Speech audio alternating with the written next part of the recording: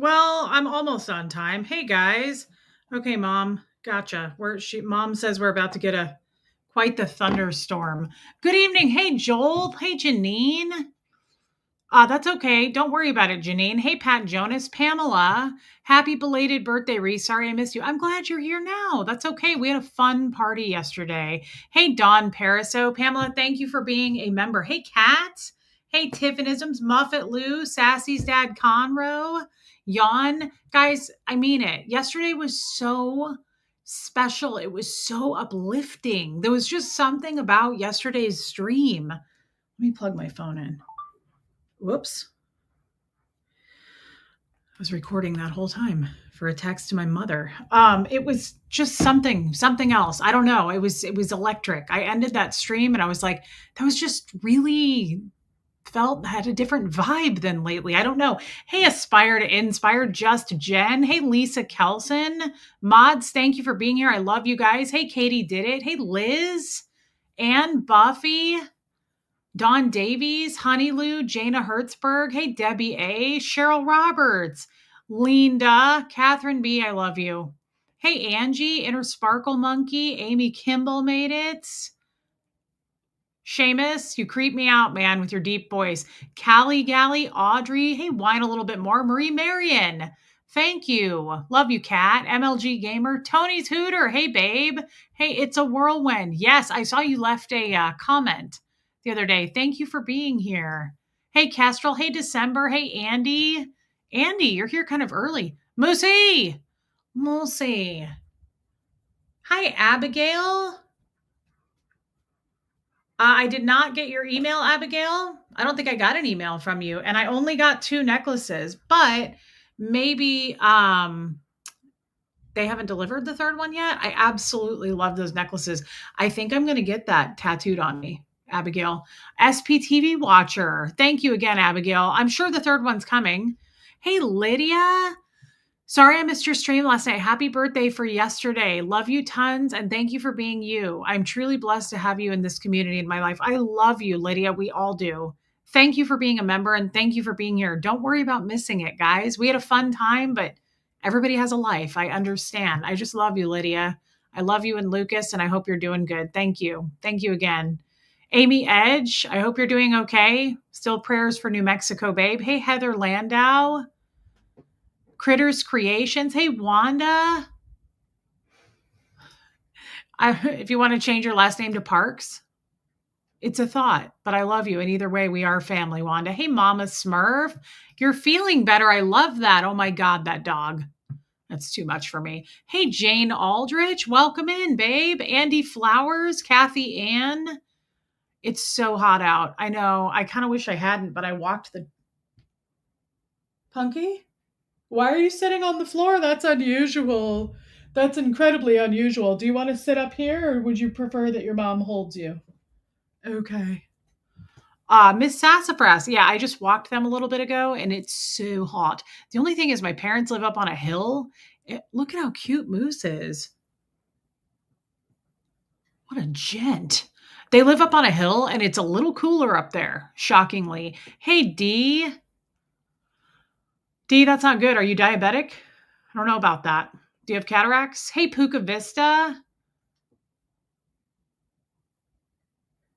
I did not get it, Abigail. That's concerning. Okay, yeah, no, I did not receive it. So that's unless it was, like I say, unless it arrived after I picked up my packages that day, Abigail, that could have happened. I do have a package there, I'm pretty sure. Why don't we wait until I go and pick it up and see? But it's totally up to you. Oh my God, it's 107 degrees. That's awful. Yeah, he does, Muffet Lou. He does, Audrey. Yes, Lumen, we can see you, babe, and it is so hot. A token for celebrating you. When you can, please read the messenger note I sent you. You need to read 3 and 2 messengers first. Okay, Pamela, I will. Thank you for your super chat, babe. That's really nice. Thank you. I will go take a look. Yesterday's in Seattle, it was in the 80s. Today we are in the high 60s. Yeah, that's nice. That's nice. I don't want to complain about the heat because you know what? Before we know it, it's going to be winter, guys. It's just the way it is. It's the seasons, right? I know Heather Landau, Noreen. Hey, beautiful. Missed your birthday yesterday. Happy birthday. I wish you the best. And I thank you for this beautiful army of friends you make here on YouTube. You're amazing. I love you. Noreen, we love you. That is so nice. This is such an amazing community. It really is. It's unbelievable. Noreen, thank you for saying that and for being here, girl. You've been with us, I think, the whole time, haven't you? Thank you for your giant super chat and your kind words. We love you, Noreen. It was really nice. Okay, Abigail, I will message you if I go check one more time and it's not there. Yeah, Joel. Hey, Tina Mays, I just saw you over there. Joel Sachs, middle of winter here. Enjoy the summer while you can. Totally. Hey, Michelle P. I was over in Nora's chat a little bit ago. Finally, I popped over to say hi. And, oh,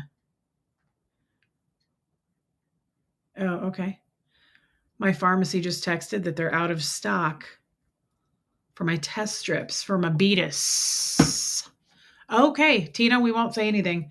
Guys, I went to the doctor today. Hey, Bohemian Luciferian Witch. And I got the stick. I got the stick in the arm. And Peggy Collins, welcome in, babe. And I like her. I like the doctor, but it was weird. I took Huxley to see this doctor, and I decided I wanted to see her.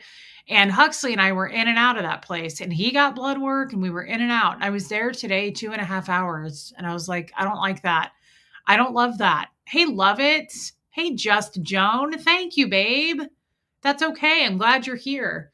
I don't look. I worked for doctors for a very long time. I understand you got to be flexible, but I was like, oh, I get a little impatient when you wait that long. But she was cool, and she made up for it by giving me all the time in the world. Like, I had questions for her, and she just sat and chatted with me. What I got kind of mad about was afterward, I was fasting and I went to get my blood work. Hey, Kim is Blue. Hey, Nicole Hazelmiller. And I sat, hey, Cliff Ann, and waited on the blood work for like 35 minutes. And it really pissed me off because she didn't have anybody else waiting. And the reason I know that is there's a clipboard. I had to write my name and ring a bell.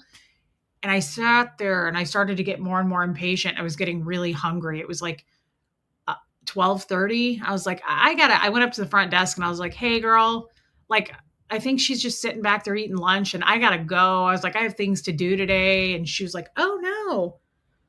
I was like, come on, girl, let's get this done. And she did it and, lickety split. Those people are so good at what they do and they're fast. Hey, Elizabeth Vigil. Hey, Tammy. Love you, Tammy. So that was great. I'll wait to get the results on that. And hopefully it's okay. Okay, cool. She called me in some new prescriptions. I told her, has anybody ever taken, I was starting to get kind of pissed, Lisa Kelson. Has anybody ever taken naproxen? I told her that my period cramps are really bad, and she wrote me a prescription for naproxen. I have never taken naproxen. She said it's just an amped up, a little bit stronger version of Advil, because she asked me what I take for my cramps. I know this isn't interesting, but I really do like to get your opinions on things sometimes. Okay, Dawn has, Heather has, and she said, do you want me to write you a script for naproxen? And I said, I don't know. She said, does Advil work? I said, not really. I know, Wanda, it was a long time. Tammy's allergic to it. Okay. 500 milligrams lilac lime. Hey, Teresa. Angel K. Worked very well for my cramps. Okay. Well, she said,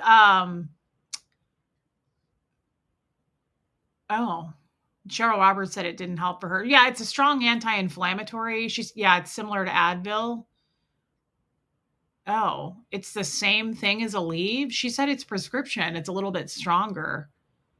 Naproxen screws up your stomach. Great. That's all I need. Well, I'm starting my period this weekend, most likely, and I thought I'll go pick it up and try it. Oh, shit. Okay. It's good, but get a tummy pill so it doesn't burn your belly. Okay. It's hard on the gut. Oh, great. Hey, Olga. Thank you for being here. Traveling with your daughter for her basketball tournament. That's fun, babe. I'm just glad to see you. Have fun. It's the only thing that helps with my fibro and my endo cramps. Okay. That's good to know. actually, Catherine B, because I don't have, hey, Renee B, I don't have endometriosis last time I was checked for it. But I do get really bad cramps. And, I told her, I said, I also get terrible cramps when I ovulate, funnily enough. And I said, a lot of women don't. Like, I'm the lucky one that gets almost as bad cramps sometimes when I ovulate. Naproxen is great. I needed to be reminded about it because ibuprofen makes me sleepy. You're reminding me that naproxen doesn't. So thank you. Okay. Thank you. Love it. Boy, it's pouring. Hey, little mink. Period pain isn't normal. I mean, I've had it my whole life, Pat Jonas. I've had bad periods my whole life. I get really bad cramps. I mean, I've had all kinds of, what are those things? Ultrasounds. I've had all kinds of ultrasounds. They've measured my ovaries. Like, everything's on the up and up. I think my sister gets really bad periods too. I just feel like it's hereditary, but I don't know. Your ovulating is worse than your actual cramps. Okay, so you're one of the few. I feel like that's not. Can you guys hear me okay? Because it is really pouring. It's loud in here, but hopefully not with you guys. Yeah, Ghostwriter, I have been tested for it. Okay, Pat Jonas. I don't know then. Maybe I have endometriosis. I've lived with it my whole life. But anyway, so that was good. Hopefully my A1C, I'm a little worried about my A1C, I have to be honest. This is the other thing I need to ask you guys. Do you mind if we talk about this for a minute? I was like, let me go ask my chat. I'm diabetic. I take Ribelsis in a pill form. And every doctor I've seen has said to me, they're like, why do you take the pill? Why don't you just do the injection? I guess the cool kids, the cool diabetics, Susie with an S. Good for you, old guy. Love that. Pretty much everybody does the once a week injection. I don't like needles. I'll do it. I mean, I get my blood drawn all the time. I don't mind, but I don't want to. And I just wondered, she really tried to push that on me. Here's the problem. Here's what I don't like. You have to refrigerate it. So like, what if I'm going somewhere? I realize I don't really go anywhere, but what if I do? You can't, I mean, it'd be hard to travel with. And she said, most people don't want a pill because they forget the pill. Well, I don't forget the pill. So I don't have that problem. I take it every morning. I've been on it for years. So I just wondered if anybody, I was going to ask you, Wanda, like, does anybody use Just Jen uses Ozempic for the Beatus love once a week. She also said it's more expensive, and I'll need to find out through my insurance how much more. The cool diabetics, Olga, the people with the cool beaties, the cool beaties club. You can't feel those needles at all. Yeah, Ghostwriter, she said it's quite a bit more expensive, and I can't. I already pay so much for Huxley and my health insurance. I don't want to spend a lot more. I think it would be Ozempic is probably what it would be, something, or Mongiorno. Yeah, she said it would be one of those. And it can be room temp for up to 14 days. What? That's not what she told me today. She said you have to keep it refrigerated. Oh, well, that's different. Yeah, if it's working for me, I wouldn't change it. I feel the same way. And also it can give you all kinds of stomach problems to switch over to. And I was like, I'm cool with what I take. I don't have issues. I mean, sure, I've crapped my pants already since I turned 41. I didn't share that with you guys yesterday. Hey, Jen Hack, we were just having such a fun show and, everybody was in such a good mood. I wanted you to know the first thing that happened to me when I turned 41 yesterday was I shit my pants. No joke. First thing.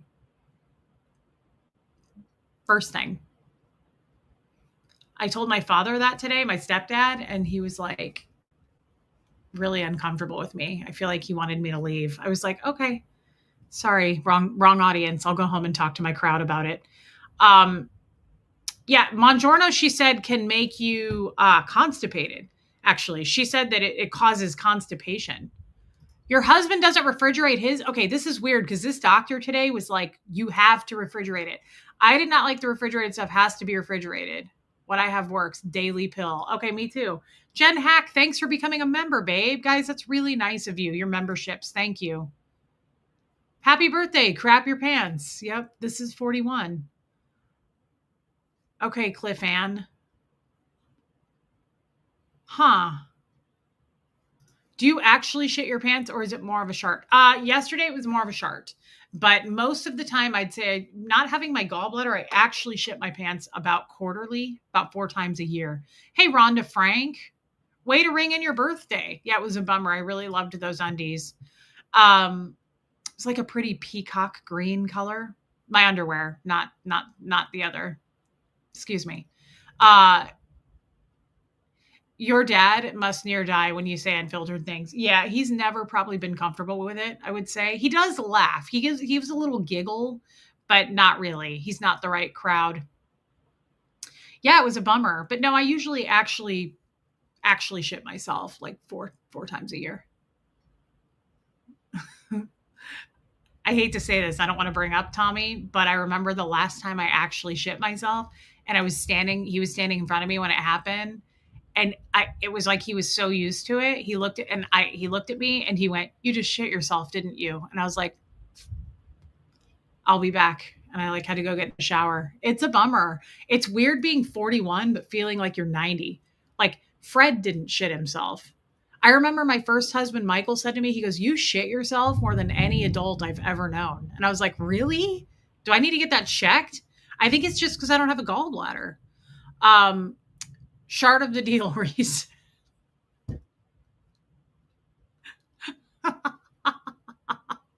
Thanks, Jen Hack. That's hilarious.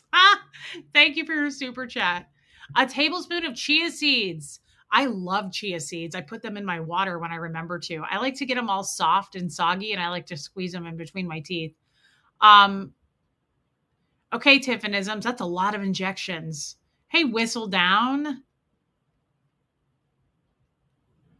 Oh, Heather. I get it.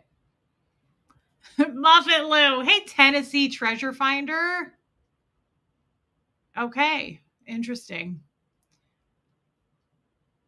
Yeah, Sassy's dad Conroe. Guys, I had a topic today, actually, and I can't remember what it was. Hey, Vicky Andrews, Mary Graham.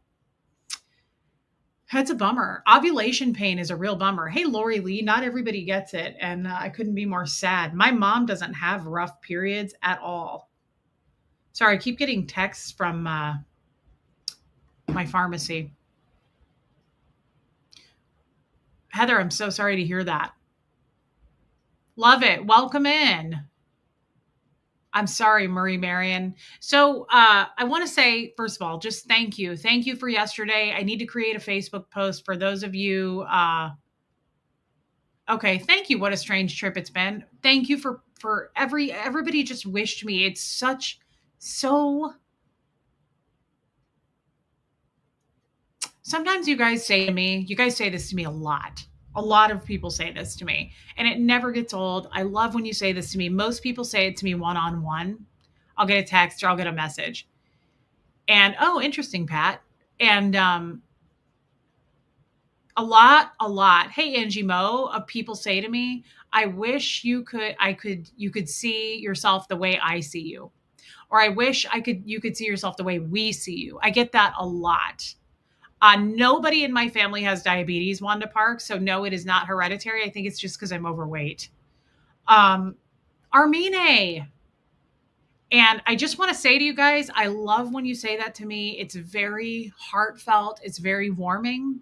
But I wish you guys could feel what you've done for me. Does that make sense? You know what it's like to have hundreds of people wish you a happy birthday, give you money or give you a big card in the mail or anything. Just something saying, "Hey, I'm thinking about you. You've made a difference." I'm type 2, Katie did. It's well, Rhonda Frank, it's overwhelming. So you guys say to me all the time, "I wish you could see you the way I see you." I hope one day I can. But until then, I see you guys it's so overwhelmingly, I don't know how else to put it. The word overwhelming comes to mind, but in a good way. I'm just like overwhelmed. You saw me yesterday. I get very emotional. It's incredible. Yes. Heather with the flowers. Yes. That's amazing, Cliff Ann. I have not lost much weight on Ribelsis, but my doctor said today, and doctors have told me before, people who actually need the GLP-1 medication don't lose quite as much as people who are just taking Ozempic to lose weight. I don't know if that's true or not. Um, it's just, it's incredible. Can you guys hear me fine? This is a loud storm. Joel Sachs, thank you for saying that. But Joel, that's what I mean. So he just said, you make a difference hey, Eric, you make a difference to me every day. But Joel, that's what I mean. You've been with me since the beginning, and I feel the same way about you as one individual, and I feel the same way about this entire group when you're in it. So it's hard to explain. Okay, good. Thanks, love it. You wishing me a happy birthday is what brought me out of my shell here. Okay, Don Davies says it's loud. I'm sorry. Honey Lou, and you talk to us all the time now, and I love that. I love, love, love that. Speaking of, I can't entirely remember what I wanted to discuss topic-wise, other than, hey, C-Dub, thank you. Okay, yeah, Heather can hear us fine. I know, Kim is blue. Isn't he adorable? Hey, Bigsy. I want to say something.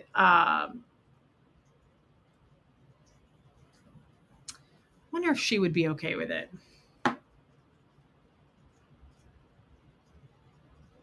I know she would be okay with it because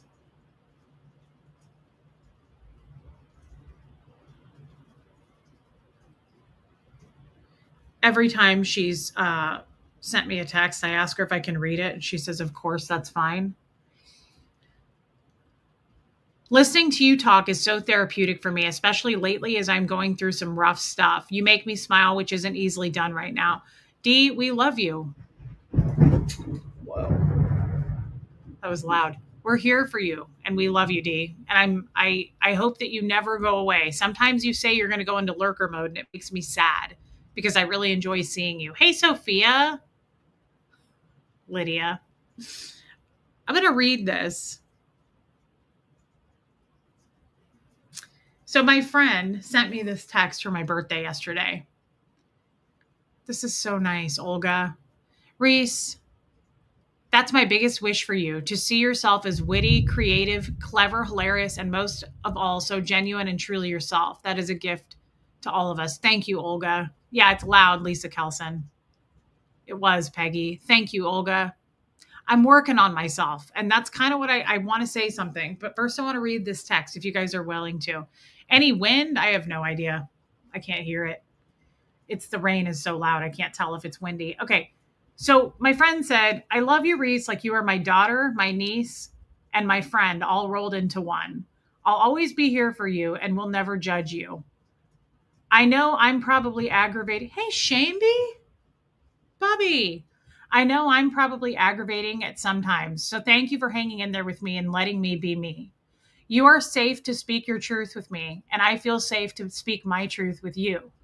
I'm with you when I'm not with you, and you are with me because there is a piece of my heart that I didn't even know was missing until you came along. That piece is now filled. You have made my life better in too many ways for me to even start to describe. I have a great honor and respect for you and feel so lucky to have you in my life. Sometimes things happen in the most unexpected and strangest of ways, and it's always those times that seem to have the most meaning for me. We are together for a reason, and I don't need to know what that is. What I do know, though, is that it feels right, and it brings me contentment and comfort and makes me feel safe. The only thing that makes me sad is that it took me 60 years to find you. Go tear up the world, my beautiful Reese. I'm so excited for what is ahead for you. Thank you for letting me be a part of it.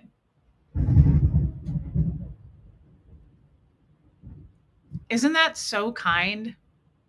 That might be one of the... Is that a cat in your house? Oh, I have 3 cats in this house. That might be one of the kindest things. It's one of my good friends who wrote that. Might be one of the kind... Now, I get messages like that a lot, though, from you guys. And it's so kind and so raw. Yeah. Hey, Aline. It's so... Hey, Jessica. It's very open. It's just so... It's what I crave the most in life. I crave that so much. I crave connection with you guys so much. That's why I said yesterday, my biggest, hey, hope between the dreams, my biggest fear is losing you. I've lost a lot of people and it's my biggest fear. And yeah, it was really kind. It was so kind. It was incredible. I've been rereading it all day today. And that is such a gift. I think words like that, your time and your words like that, I carry with me forever. And I think it's because I've been craving that my whole life. And this is what I kind of want to talk about. And I feel weird because I don't know how to articulate it. Not because it's weird, it's not a weird subject. I don't know how to say it in words yet. I talk about this a lot, but I don't know how else to say it. That is so meaningful to me. And I think I'm, again, overwhelmed. Like yesterday was such a loving show. The chat was going so fast and everybody was just so upbeat. Everybody was in such a good mood. We celebrated other people's birthdays yesterday, right? Like it was just so, it had some kind of a vibe. There was an energy to it. And we've experienced that a lot. It wasn't just yesterday. We've had that before. Uh hope between the dreams I get a whole week for my birthday. That's it's kind of exciting. I mean, even though I'm in my mid to late 40s. What's out of stock now? Okay. She sent in a lot of prescriptions. She's getting me a new meter for my diabetes. Um, Jen Hack, I have been here since the beginning. I was just very shy at the beginning and did not comment much. I ran away from the SBTV drama for a while. Hey, Starlina. Hey, Rachel. I totally understand that. And I'm really glad that you're here. Always put yourself first, Jen. Take a step away if you have to do that. I don't consider this channel the SBTV drama, but some people might. Some people might. So I understand, but I'm glad that you're here. I hope that you stick around. We really don't bring a lot of drama to this channel. I make a point not to. If it happens, it happens. But thank you for your super chat. Yeah, it did. Hope between the dreams. I talked about that at the beginning of the stream. It went pretty good, actually. I mean, I won't have my results probably till Friday, she said. Joel Sachs, keep that going. I guess the point is, I don't know how I want to say this. It's a weird thing to say. I don't know how to say it. I love that, Marie Marion. I am such a different person and I really feel it. I really feel it more than ever now. And I think it's because of you guys, like the realness. Hey, Caroline in Canada. Happy birthday, babe. Well, good for you for getting a younger husband. That's amazing.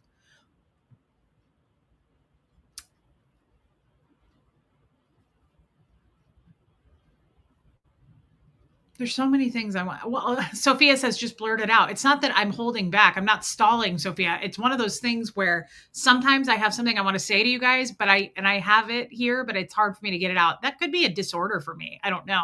I don't know if that's some kind of like a speaking disorder or something. I have the concept, but I don't know how to put it out here yet. Yes, Wanda, and you should, and I understand that. I do want to talk about the gestures a little bit coming up here pretty soon. The concept for me is this. I'll just say the concept, Sophia. I have felt so much fear. I would notice this when I was driving home from the doctor today. This is a Scientology thing. I have not, Cliff Ann. This is a Scientology thing. I have been told my whole life, yes, similar to what Vicki Andrews is saying, this helps me to articulate it. Yes, Pat Jonas, you're connecting with real, God, you guys are intuitive. I love you people in this chat. You're connecting with real people who have real emotions. You weren't used to that. Scientology is so fake, you couldn't rely on anyone. And Pat Jonas says, I think it's because you were always so scared of saying things and being attacked. Here it is. Thank you, Nancy Jane. I'm glad you made it. That's it. I was leaving my doctor's appointment today, Pat. Yeah, you're right, Sophia. Plus, you guys, once I do get it out, you pull it out of me by giving your viewpoint. It helps me to get the words out more. I think for myself now. That's huge. I just find myself thinking for myself. I don't think, what would this person do? Or what would LRH do? Or let me consult, let me reach externally to get answers. Let me Google it. Let me Google how I feel. I'm not doing any of that. I'm learning how to like self-soothe. I'm learning how to kind of think on my own. But more importantly, what's come out of that is I have confidence. I feel like I have self-confidence now. I'm not afraid to ask people questions anymore. And I'm not, more importantly, afraid to go, no, that doesn't work for me. Now, I'm still not great at that. I'm not great at that. But I am so much better than I used to be at saying, that's a boundary. We can't cross that. I'm not comfortable with that. I'm not going to set me on fire to keep you warm. And I'm getting better and better at it. But the point is, I feel way less fear. I don't feel afraid. This is what I want to say. I'm going to read Abigail's super chat. I think I just figured it out. I nailed the feeling. She is clothed with strength and dignity, and she laughs without fear of the future. When she speaks, her words are wise, and she gives instructions with kindness. Oh my God, I love that. That's like my necklace, Abigail. Was it a part of that? Is it in the same thing? Yes, Sophia. Hey, West Coast Fancy Nancy. Abigail, that's beautiful. I like to go back and find these. I like to come back and read them. I'm excited to get my Bible. Thank you, Abigail. Thank you for your super chat. That is beautiful. Fred started your self-awareness and you backslid, but you are now in the driver's seat. Yes. Hey, Jennifer Ogle. I used to be, as a Scientologist, here's what I think I learned. How it really is a cult. I don't want to say we. I don't feel like Doug and Brenda are, I don't feel like this applies to them, but maybe Brenda, probably. I walked around in a huge state of fear. I didn't know I was in that much fear. It's one of those things you don't know till you're out of it. Like when you're in a really bad relationship, or if you have a friend in a really bad relationship and they don't see it, and then they're out of the relationship and they're like, whoa, what was I thinking? Like we've all had something like that. This is how I feel coming out of Scientology. I'm looking at it now going, whoa, hey, Lori Helker. Hey, Lenora Gray. I'm going, whoa, that was more serious than I realized. That sounds like a terrible thing to say, but being so newly out, all the stuff in Scientology I look at still, and the last I examine, hey, Rosa Lang, I examine it and I go, I mean, everybody has a past. Like I justify it. Or I'll be like, I don't know, it's just the way we did things in Scientology. Like, yes, I stayed friends with Dan O'Connor after he hit me with a fax machine. It wasn't a big deal. We all threw shit. People threw chairs. There was screaming. That's what I've always been my go-to. I'm like, yeah, but everybody has something. Or, yeah, but I don't know, it's just how we were. No, it's not. I mean, sure it is, but no, it's not acceptable. That's still not acceptable. Like in my own head, I have to reconcile with that. Like that's not good enough. That's not enough. You should never say that's just kind of how Scientology is. Hey, Marlugo. Does that make sense what I'm saying? I'm starting the tables are starting to turn for me and I'm looking at it differently going, that's abuse. Like label this shit for what it is. Stop making excuses going, well, but even more. Let me read Meredith Lynn because we love her. Lisa Kelson says, I noticed you justified the horrendous hell that Scientology put you through. You have come a long way. Yeah, I justify it a lot. Not like there were many in the org you could talk to. You knew no different. Yeah, Robin. Totally Robin Miners. Please tell me that's not a tornado warning. Oh, it's not. Okay. Meredith, I heard earlier today to only say no once. Each time you say it after that is one step closer to saying yes, boundaries, that hit me. That one hit me. I heard earlier today to only say, oh, I get this now. I didn't process it properly. Only say no once. Each time you say it after that is one step closer. Yes, that's exactly right. If you have a relationship with someone or friendship or whatever it is, if you have to keep saying no, that's a fucking problem. That's a red flag. That's good. Meredith, that's good. We should talk about that in the Zoom call. We should talk about that. Thank you for your super chat, babe. That's really good. I hope everybody else absorbed that. Thank you, Jen Hack. Hey, Copper Top. More importantly, let me say this before I lose my train of thought. I was super, oh man, I don't even know how to say this.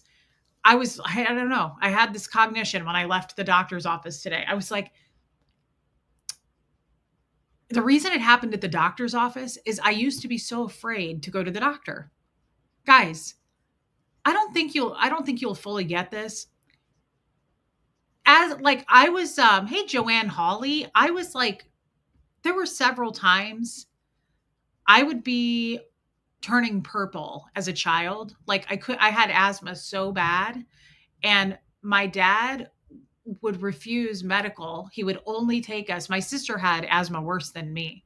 He would only take us to a chiropractor because that's what Scientologists do. The chiropractor is the doctor. I mean, that is how it is for me being a Scientologist.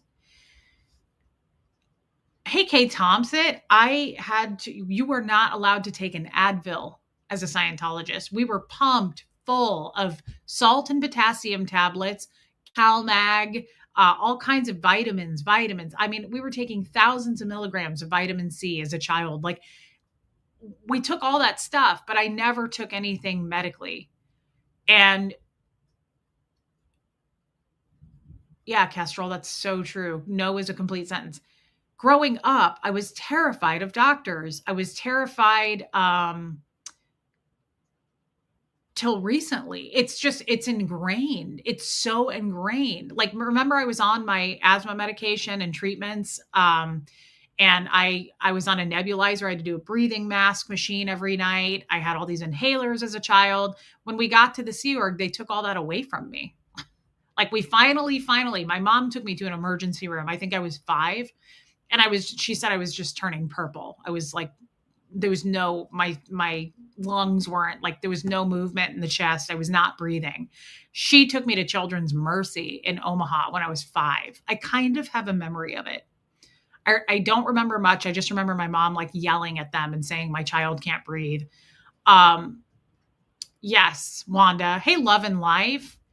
And so they finally diagnosed, I'm assuming, at the hospital because I went home and it never changed. I had to wear this mask thing at night and I had to use all these inhalers, and I couldn't do, like, as a child, like I had all these doctor's notes, like I couldn't do the running and stuff like that. And when I got to the Sea Org, they took all of that away. They took all of our medications away, and I had to run every day in the Florida heat. We had to run every single day. I'll never forget running. It was like this 10-foot cinder block wall. Anyway, that's not the point. The point is, I was so fearful. They put you in such a state of fear of not only, what about infants, Reese? Are they doing their shots? Noreen, that's up to the Scientologist, but for the most part, I would say absolutely not. Most Scientologists do not vaccinate their children. No. Not only was I afraid of the outside world, they make the outside world so fearful, but people, like just people in general, but doctors. So like when I want to say before I joined staff, I was 13. I joined staff at 14. That summer, when I got out of 9th grade, I did another Purif because I hadn't done enough at that point. And I did my TRs and objectives. I did the drug rundown, happiness rundown. So the drug rundown is for people who run out drugs they've taken. I was 13. Guess what I had to run out? Cough drops, because I had never taken any drugs, right? So the point is, fast forward to today. It's not, I'm kind of overdoing this. So it's overkill, but I'm in my car leaving the doctor, and I found that I was so confident. And I was like, this is different. I'm noticing this about me. It's like, it's a difference. I really am noticing. Like I went to get my blood work done, and I sat in the chair, and she goes, does it matter which arm? And I was like, nope, either one. And I just was like, so like, usually I have to like kind of build myself up. Like I kind of get like this anxiety, and I'm like, it's not because I'm afraid of needles. It's not because of any of that. It's since I was a small child, we were told doctors are the devil. Not just psychiatrists, guys, doctors. Like my dad would not let me go to the doctor because he was like, no, they're going to put you on psych drugs. And I was like, for a pap smear? Like it was weird. But they were that way. They were like, no, they'll electroshock you. They're gonna put you in a psych ward. Like that's what they told me. So I've always been fearful of doctors. How did they handle the pandemic? They shut every org down. They made everybody wear masks and gloves because they were afraid there was something with churches were getting fined or some shit. I don't know, but something happened there. I feel like I'm not explaining this well. Honey Lou, thank you. Indoctrination from hell. So proud you peeling the layers away one by one. I just, for the first time today, I was like, I feel like a normal person out in the world. I feel so much less like a Scientologist. I feel like one of you. Like I was like, I just went to my doctor's appointment today and I asked her real questions, like normal doctor body questions, and I was fearless about it. I wasn't worried. I wasn't nervous. I also noticed today was the first time, every time I go to the doctor, every time, okay? If I get blood work or if I'm sitting there talking to a doctor, I do this weird panic thing, and I've done it every time. I go, I think I might have cancer. I know that's a terrible thing to say, but it's this weird, deep fear because Scientology told us if you're a suppressive person or if you're connected to a suppressive person, you will get cancer and you will die. We're told that. That's direct. It's not me just, I'm not embellishing. That's a fact. That's insane, Lisa. I'd never heard that. Thank you, Peggy. And every time I go to the doctor, I always look at the doctor and I go, I'm afraid that I might have cancer. And they go, why do you think that? And I go, I don't know. I just do. Did my blood work come back? Like, what, do I have cancer? And my doctor in Kansas City, I loved her. And she was like, we do. She really kind of started to understand me after seeing me for many years. And she was like, we do this every time. You don't have cancer. Like she was very understanding. It actually makes me want to cry. I would get really dramatic. And it was this, my dad used to say it to me when I was little. Like, if you are connected to, or if you keep acting like an SP, you will get cancer and you will die. My dad would say that. So like, I've had this fear of cancer, this irrational fear of cancer my whole life because I'm like, oh, we're going to get cancer. Because that's what LRH says. It's the most weird backwards shit, right? Hey, Wendy Brewer. And it's a serious like insult to people with cancer. Like my dad has cancer, my stepdad, right? Like I'm going through that with him and his treatments and watching it in real time. Hey, Melissa, it's horrible. You know, I've known many people with cancer. It's no joke. And it's not anything to make fun of or be taken lightly. And it's annoying that they just throw that around like you're going to get cancer and die if you act a certain way as a Scientologist. So I don't feel like I feel like I'm just not describing this well, but I somehow left the appointment today and I realized I didn't do any of that for the first time. I got in my car and I felt like a normal person in the world, like a real adult woman. That is embarrassing to admit. I'm not making a joke. This is embarrassing, but like I felt like I actually live here now, like out in the world. I feel like I've adjusted to a degree. I was like, I got in my car, like I checked my calendar. I was like, I got to call Huxley. And I was like, I'm not afraid. I don't feel scared. I'm not like sitting here in panic mode. Usually I have like breakdowns and anxiety when it comes to doctors. And I got in my car, I called Huxley and I was like, I'm really hungry. I'm in a town. I drove across the street, you guys, and I went to a Cracker Barrel. I've never done that. Remember I went to First Watch? I walked into a Cracker Barrel with my fucking head held so high, I had my shoulders back. And I was like, I'm not scared to eat out anymore. I'm not scared to eat alone. And I walked up to the hostess and she was like, how many? And I said, just me. And I started to tear up because I was like, I'm not scared. I don't feel scared right now. I always feel scared to do this kind of a thing. And I didn't. I was like, I sat at that table. The waitress was so cute. Her name was Kylie, and she was all bubbly. And she came over and we chatted for like 5 minutes. And she was like, "What can I get you to drink?" And I was like, "Well, I know what I want. I'm starving." I was like, "Is it okay if I order?" And she said, "Yeah." And she brought the food and it was all perfect. And there were people, it was packed. There were people everywhere, like big tables of people. I was alone eating by myself and I did not care. I was like mowing down my eggs. And I was like, this is such a treat. Like, this is an honor. It's like, I feel blessed. Instead of being afraid, I'm like, this is like, I feel so lucky. I'm 41. I just turned 41. I'm not scared to be out with people. I don't like this anxiety, like peeled away from me. I was like, what was I afraid of? There was nothing to be afraid of. And I kept thinking, I started crying at the table. How awkward now that I think back now. The fear is back. Never mind. I kept thinking, it's my channel.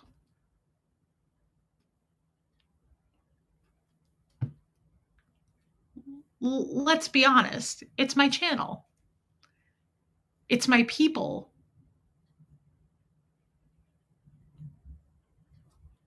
I have no doubt. I am 100% grounded. Like, you know how you just know certain things? You just know. Like, there's nothing that could take that away from you. You fucking know it. Like, you don't question it. I have no doubt it is because of you guys. No doubt. You guys don't realize what you do for me. You gave me my power back. Every single one of you, one by one, laid a brick. I swear to God, you lifted me up one by one. I just don't have any doubts. If you have any kind of anxieties or social nervousness or fear, of, whatever it may be, wherever it came from, thank you, Gloria. Just know that would melt away if you had thousands and thousands of people hopping on every day to go, I've been waiting all day to see you. People like Dee, who are like, you're the only voice I hear all day. Lydia Krause and Lucas, Joel Sachs, Liz Tricks, Hope Between the Dreams, Baby Angel. I almost said her name. Hey, Jin, I almost said her real name. Baby Steps. I wouldn't do that to you, but I couldn't think of your YouTube name. I have to memorize your YouTube names and your real names. Sometimes I get them mixed up and I don't want to out you. I don't have the slightest doubt in my mind. This is because of you guys. This is not because of me. It's not anything I did. It's because thousands of people came along and said, take my hand.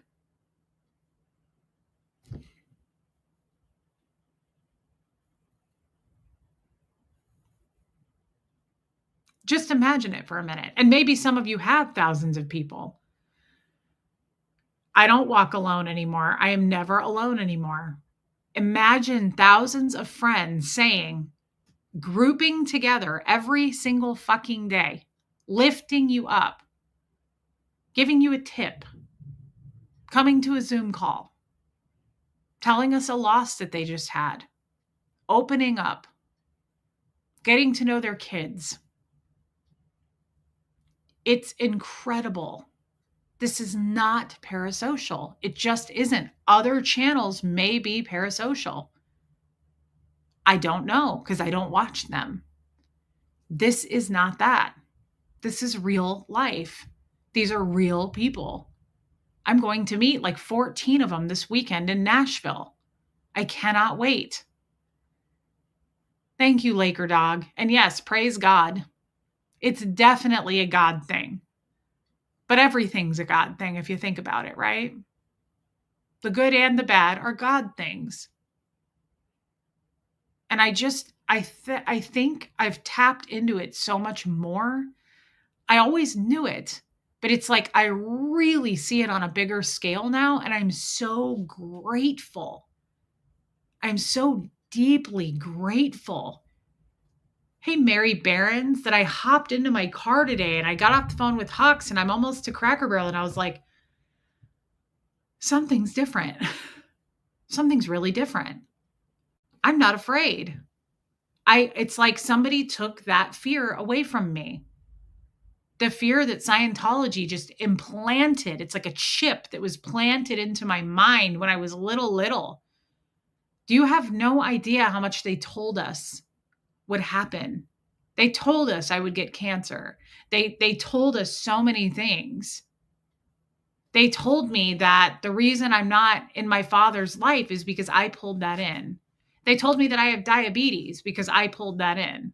My reactive mind. Like, there's so many twisted, backwards pieces of shit, factual, right? Information that they told us was like a solid fact. Hey, Becky USA. Yes, the paranoia lifted. And I also was just grateful to be 41 today. I thought I would hate it. And I was like, you know what? I love it. I'm sorry. I know I've missed some super chats. I'm getting ready to read them. Please and thank you. I appreciate that. Hey, always Elise, welcome in. I don't know how you guys were raised. I have no point of reference. I just know that I have walked around all the time without knowing it. It's not like I was scared in Scientology. As a Scientologist, you think you're this like confident person. It's like a drug. It's false. It's false confidence because once you're pushed out the door and you lose everybody, you're like, oh shit. I'm out here by myself in this cold, scary world, and they told me I was going to die of cancer, and there's nobody to call. Hey, Joy Forbes. I've been pretty scared the last couple of years, and it's like every day I feel a little lighter. I love you, Donna Cooper. What an amazing thing to say. You have brought my spirit back. I lost for a long time. That's incredible. It could not be happier for you. We all could not be happier for you to hear that. There's pretty much nothing better than what you just said. And that's how I feel. And I keep thinking, I'm like, boy, I'm only 41. Like, this is probably going to get better, right? Like, I hope this has to get better. Like, if this is such a good feeling, I bet when I turn 42, it'll be even different. Like, this is so, I feel like I'm just seeing and feeling a lot of things for the first time because it's really just me feeling it for the first time. It's not what they told me how to feel. They told me who I was. And what they told me was really bad. I was told that I was an ethics particle, which is not good. I was told that Scientology doesn't really work for me because I just keep pulling stuff in and I can't seem to go up the bridge and I lost my dad and I can't seem to make money and I'm poor and I can't go, OT8 and they really kind of strip away so many things, but it's so little by little. And I think starting at such a young age of probably someone like my dad, hey, original Anne, thank you. It is, Anne. I think someone like my dad who was so incredibly, especially harsh. I think my dad was meaner than a lot of other Scientologists just because I have point of reference there. I've met tons of other Scientologists and he was, most people in Scientology said that to me. Like, your dad is really hardcore. And he was. Abigail, thank you for that super chat, babe. Hey, baby steps. You have put in the work to process your past. It has been hard, but you are now really starting to see the progress. Thank you. That's true. Baby steps. That's probably what I've been just trying to say just now. Marie Marion is so correct right there. Thank you, baby steps. You may have lost a lot of people when you left Scientology, but you gained all of us and we truly love you. I know. And that's how I'm saying I know, because I'm learning me. You literally have thousands of special friends visiting you every single day. I know, Lori. That's what I mean. It's not even something I can put into words. People who come here, hundreds of people a day come here to be supportive, to see their friends, to talk to me, to talk to you guys, to leave their mark.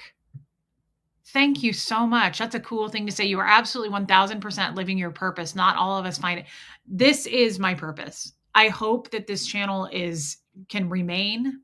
I mean, I don't know why it wouldn't. It may continue to lose subs, but I'm totally fine with that as long as we keep the people that really want to be here. And I don't see any of you leaving. This is what I want to do. This is 100% what I want to do. And I hope that I can continue to do that. This is what I want to do with my life. My mom said at dinner the other night, she was like, maybe you want to go work at this one place. And I was like, I could, but it doesn't serve the purpose I'm trying to serve. She doesn't get it. And a lot of people don't, but like, you would get it if you saw all that goes on behind the scenes. The thousands of emails and not behind the scenes, also here of people saying, I am so inspired by you. I am so inspired by this channel. I have made actual friends from this channel. I see a therapist now because of this channel. Like, what kind of a job is better than that? I love reaching people on a global scale. This is a global scale. That's fucking incredible to me. Hey, DNV, excuse my language, that Sophia is in our Zoom call in Germany. Pat Jonas is in Australia. Lydia Krause, LEJ, UK. Martin, Denmark. We have Julia, Italy. We have so many people. Do you know how inspiring that is? To sit there and have a Zoom call with people who are all around the world, friends, just sharing with each other. Yes, Lori, you have been lied to all of your life. I have been lied to my whole life. And it is a lot to unpack. It really is. Robin, you give us strength with your big brass cojones. You pulled me out of a huge hole. I will, oh my God, I love you, Robin Miners. I will always be grateful for you, girl. Thank you for that. I love that. And I love that you'll always be here. I know you will. See, she's one that I know will always be here. I love you, Robin. Thank you for your super chat. You accepted your power, says Baby Steps. No one can give you something you won't accept and didn't have within you already. You have such strength, always have. Thank you, Baby Steps. I think that's true to a degree. I think that it was probably, guys, most Scientologists, it's there, but they bury it. They hide it from us. Like, I didn't know I had power. I thought I was this big. I thought I was like this little soldier, this little weakling that just had to stay in line, and I got in trouble a lot. We love you, Buffy. Does that make sense? Like, I didn't know I had it. They cover you up pretty quickly. And then you lose who you are, and they tell you who you are. They tell you who you are. And it's little by little so that it's not all at once. And then in between, they weave this beautiful thing that everybody says in Scientology. You ready for it? What's true for you is what's true for you. Personal integrity reference that LRH wrote. All Scientologists say it all the time. Well, what's true for you is what's true for you. Or if I'm talking, I'll go, well, what's true for me is what's true for me. It's this beautiful little spin on making it feel like you have your own mind and thoughts. They throw that shit out there so fast. They'll go, well, what's true for me is what's true for me. Keep telling yourself that. It isn't. You're repeating a quote by L. Ron Hubbard. You don't even know what's true for you. You are quoting L. Ron Hubbard. That's what he says. What's true for you is what's true for you. Okay, but what's actually true for you? You're quoting him again. You're not thinking for you. You're quoting him. What are your thoughts? I want to hear what you like. What do you think? Not what does Ron think? And that's what I've been doing my entire life. Quoting and spouting L. Ron Hubbard quotes my whole life. Everybody does it. If you guys only understood, if you could be invisible, a fly on the wall at a Church of Scientology, that's all they do is quote LRH all day long. As long as I can remember, my dad would go, so many. There's so many, but he would go, intention is cause, Marisa. Or he'd go, you're responsible for your own condition, Marisa. Or production is the basis of morale. Okay. Production is the basis of morale. What's true for you is what's true for you. It's just bullshit all day long. It's just spewing quotes, L. Ron Hubbard quotes, one after the next. It's unbelievable. That was my life. And so you get buried pretty quickly on those quotes. They bury you. And then eventually you're just not you anymore. You just don't think, you don't even know what you think because you're just too busy going, well, intention is cause and production is the basis of morale. What's true for you is what's true for you. You're literally just walking around spouting L. Ron Hubbard quotes. That's what we all end up doing. What is greatness? Don't forget, what is greatness? That's a reference that he wrote. It's called What is Greatness? And people spout that shit all the time. They go, what is greatness? Don't be reasonable. That's from KSW, Keeping Scientology Working. Don't be reasonable. Don't forget, only the tigers survive, and even they have a hard time. That's an LRH quote.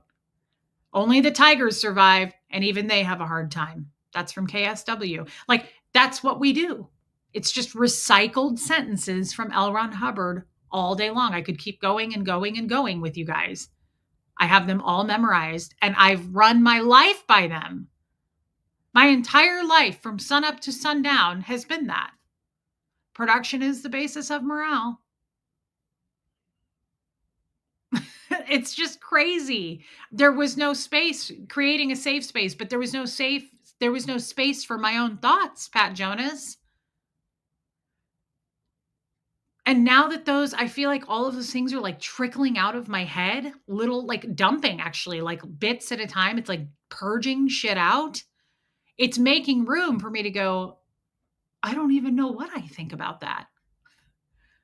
I don't know what I think about that. I've been told what I think about that. I'm not sure that I actually have an opinion on that because I don't know. Hey, Debbie Zito. Thank you. Sorry, guys, I missed some of you. Thank you, by the way, Baby Steps.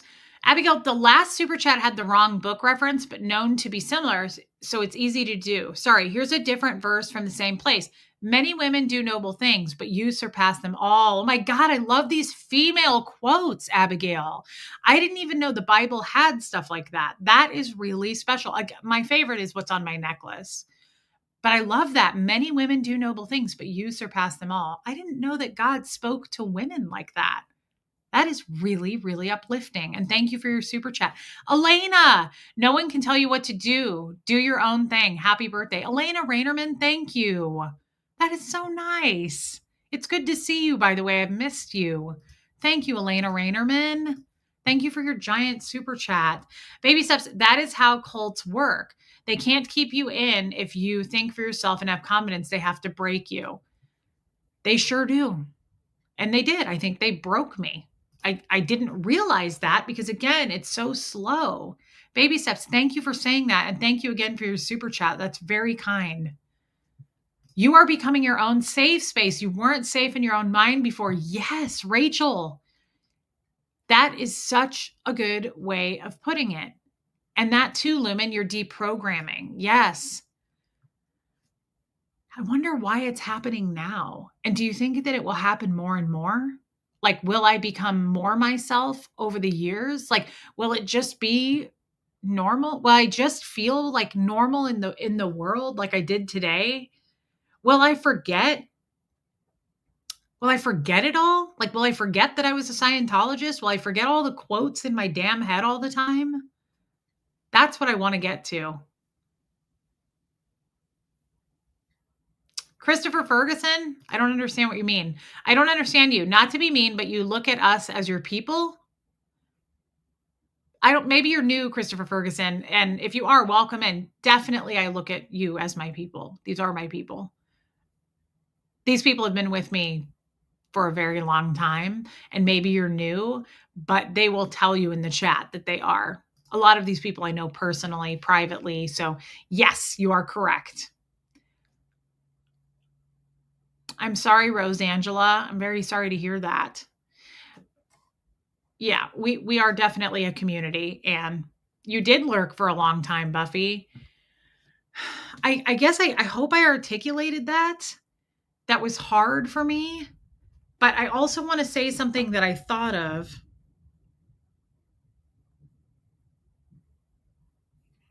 Where did I say it?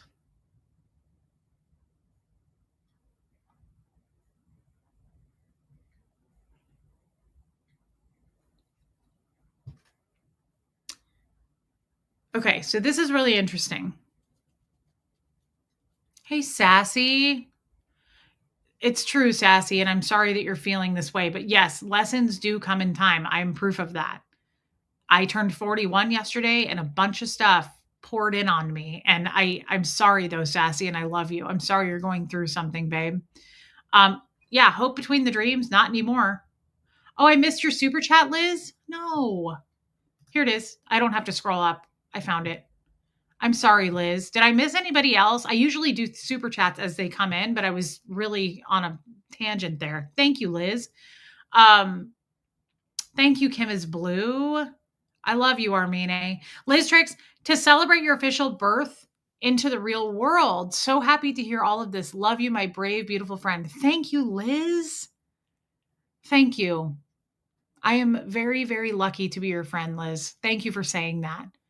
Yes, it's like I feel like I'm in the real world for the first time today. I feel like here's what I think. Thank you, Liz. I feel like I don't stand out. Like I'm one of you. Like I finally blend in.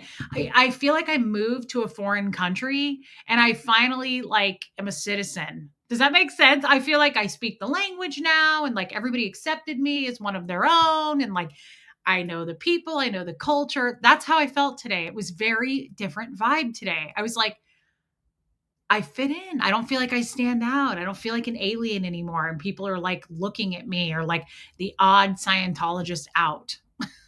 That's how I felt. And I wonder if the other ex-Scientologists experienced this because I'm the newest one out, right? Everybody else has been out for years and years. Yes, Shell, that's a good way of putting it. Do you feel like you just woke up? Breaking free is an amazing a little bit. I do. Yes. Oh, hope between the dreams. No question. Yes, Sophia. Jan more or less says it will happen quickly. You couldn't think properly because of past relationships. Now that the fear and flight aspects of your life are over, you can clearly look inside. Yes, but it's such a smoke and mirrors thing. It's like they're so busy. Yes, Liz, I am feeling more at home in the world. I feel settled, but they're so busy. Scientology is so busy filling your head full of shit, and you can't. It's not a regular church, guys. You don't go once a week. They want you there every day. They don't want you going to your daughter's wedding. They don't want you going to your mother's funeral. They want you there, right? They want to keep track of you, like Jeff did with my phone. Like they want to know everything about what you're doing. If I said no to going to a weekend event, I remember I told you guys this once. Yes, Kim is Blue. I remember saying to Leanne, the ethics officer, she was like, the event is tomorrow at 7. Who are you bringing? And I said, oh, I can't come. She was like, why not? Like they expect answers. There are no boundaries. They want to know how you have sex with your spouse. They want to know what positions. They want to know what you thought about during sex. They want to know about sex as a child. I got asked all kinds of questions as a child about sex, right? Like they want to know everything about everything that's going on in here. So how could you have any original thoughts? They're replacing them with L. Ron Hubbard thoughts. The second you give them an original thought, this is what they do. Oh, I forgot. I took my ethics book to the other room. I was on the phone with someone. I had to get it out. Oh, well, we could just use this. This looks like a really ceremonies of subordinate conclaves. Red Cross of Constantine. No big deal. We'll just use this weird Masonic manual with weird symbols. Let's just pretend this is Scientology, and it kind of is in a lot of ways. So let's say I give a real thought of my own. What are they going to do? They're going to go, okay, so what did you think what was your thoughts on it? Okay, so this is what LRH says, and this is what's true. So now we'll replace that with this. That's what they do, right? Thank you, Rosangela. Um, yeah, it's just I don't know, but it's like I'm seeing it all in real time for the first time, and I have no excuses for it this time. That's what it is. Like, I see it, and I'm not going, well, that's just the way we did things. Or you guys know me. You know me. That's what I say all the time. I'm like, I mean, it's just how I was raised, or that's just all we knew, or that's just the way we did it. No, of course that's true, but that doesn't make it fucking okay. That's the difference now. I'm like, like, we're going to kick that stuff out of my head now. I don't want to think like that anymore. I don't want that anywhere near my thoughts, right? They're contaminating my thoughts. Scientology is now contaminating my thoughts, and it's got to go. Thank you, Rosangela. Anita, I think you're only scratching the surface of your deprogramming. I do too. You have the rest of your life to blossom from this new seed. We are the water and the sunshine. You are the root and the blooms. Oh my God, I love Anita Card. She's another one. She's been with us forever. She has been through all of it with us. I love that. Thank you, Anita Card. That's a beautiful thing to say. And I think you're right. I hope we are just scratching the surface. It makes me very excited to think about. That is such an exciting thought because I feel so good right now. What will I feel like in a year? It feels so good to look at a person and go, no, but thank you. Like, not to be rude, nothing like that, but not saying yes just because I want to set me on fire to keep people warm. Like, I feel so good to think with my own mind, my own thoughts. It's crazy. Anita, I love you. Thank you for saying that. What's true for you is true for you unless it disagrees with LRH. Yes. I want to read something to you.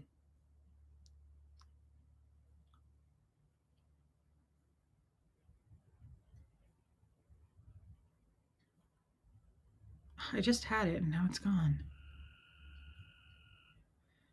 It's like a frog or something. Did you guys hear that? Here it is. Here it is. Okay, listen to this.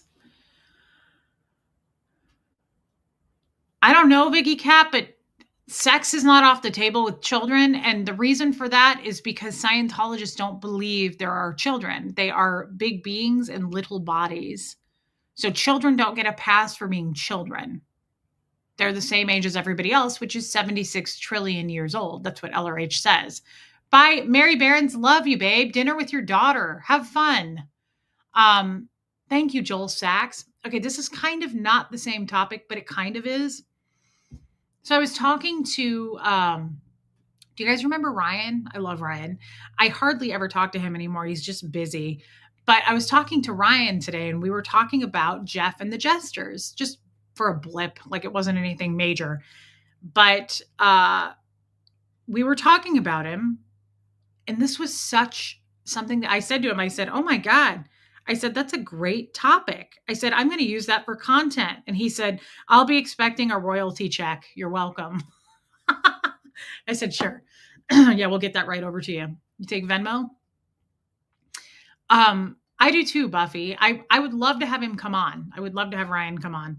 He said he would. We just have to figure it out. Okay, so this is dumb. Thank you, Hope Between the Dreams. But this was such a good point, and I want to share this with you guys. It's not like a huge topic. This isn't like a whole show for content. But we were talking about Jeff, and we were talking specifically about the Jesters. And I said, where are your friends? I was talking about where are his friends. And Ryan said, exactly. Listen to this truth bomb. Ryan said, exactly. Because they never were real friends, just guys bound by a shared interest. Shared interests don't make friends. Holy shit. I don't know if that gets you, but it gets me because it makes me think of Scientology. Let me say it again. I said, where are your friends? And he said, exactly, because they were never real friends, just guys bound by a shared interest. Shared interests don't make friends. I guess that's true for you guys. It's probably basic as shit. And you're going, Reese, duh. Not for me, because I've never had friends. Thank you, Topsy. I love you, Topsy. been lurking, catching up, you've come along such a long way, Reese, but that's because you've been so brave. Opening up on YouTube, being brutally honest is scary because haters, helping is an honor. Thank you, Topsy. The haters don't scare me. They really try to be scary. And the more they try, the more we laugh at them. They're such stupid assholes. But thank you for being here, Topsy. I'm happy to see you. Yeah, Lori Lee. Listen to Lori Lee adding to that. It's also shared secrets. Yes. Yes. Okay, maybe we are going to do a full show on this actually. Because that makes, for me, I'm thinking Scientology. I'm not thinking jesters because I'm not a perverted, disgusting man that goes to sex parties, but I was married to one.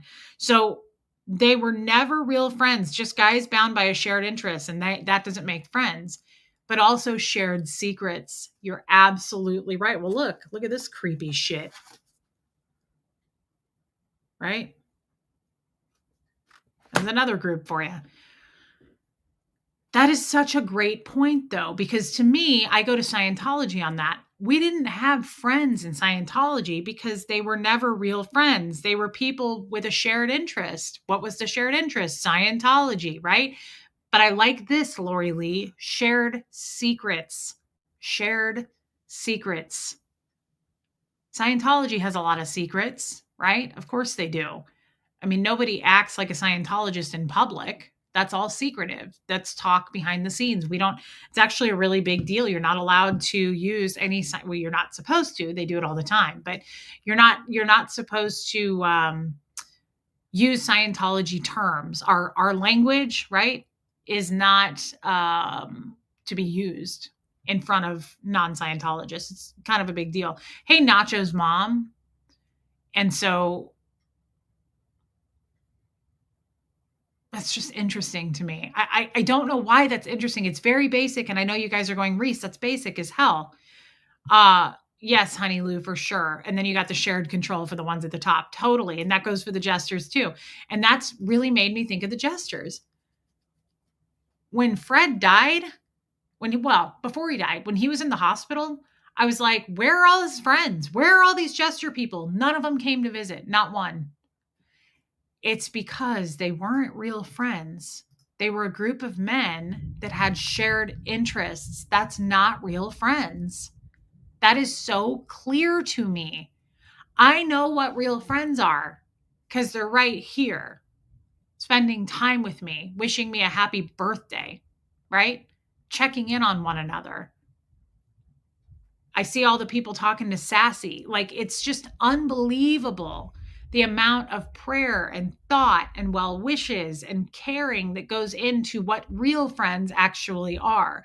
I never experienced that. It is very conditional, Buffy.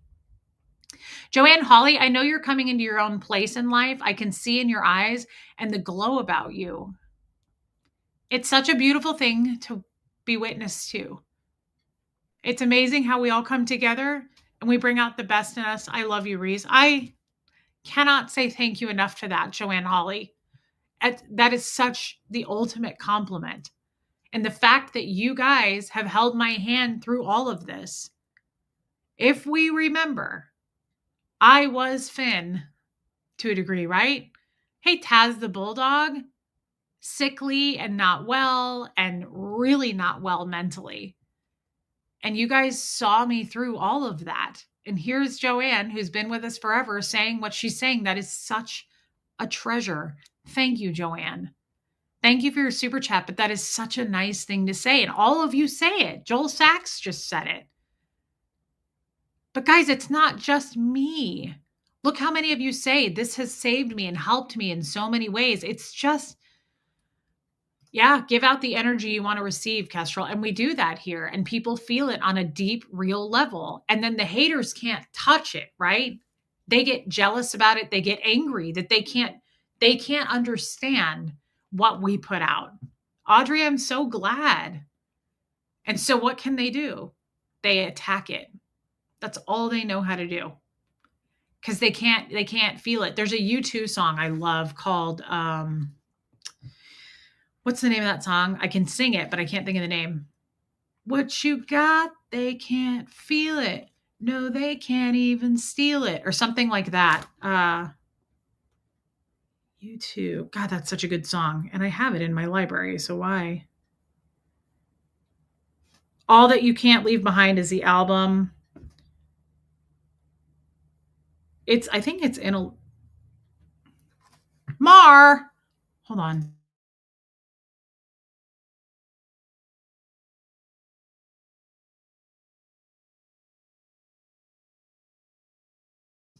Is it in a little while? I don't know. It is such a good song, but he says, "What you got, they can't feel it. No, they can't even steal it." And it's true. It's so true. Like what we have, they can't feel it. So they attack it. They can't steal it, right? And they can't feel it. Does that make sense? It's so clear to me as day why we have the haters we have. It makes all the sense in the world that they would try to instead attack my character, attack my child, attack you guys, attack this chat. They tear us down in any way they can because they can't steal. Hey, Judy Lee, they can't take it away and they don't understand it. They'll never understand. How did this come together? How is this real? How are 14 people coming into Nashville to get together this weekend? 14 strangers. How did someone come in from out of town last weekend with her 3 kids and her husband and make time to take me to lunch last Friday on 4th of July? Because they don't get it. They can't open themselves up to that kind of love, admiration, connection, grateful appreciation. They can't do it. And I'm sad for them that they can't do it. I wish they could. They could experience the same thing we are right now, but they're too hateful. I know I text you, but happy late birthday. I love you, Marlugo. Here's something for the next Cracker Barrel date. There's something about age too. Yes, I like myself more now than when I was in my 20s. I enjoy more now than in my 20s. Happy birthday.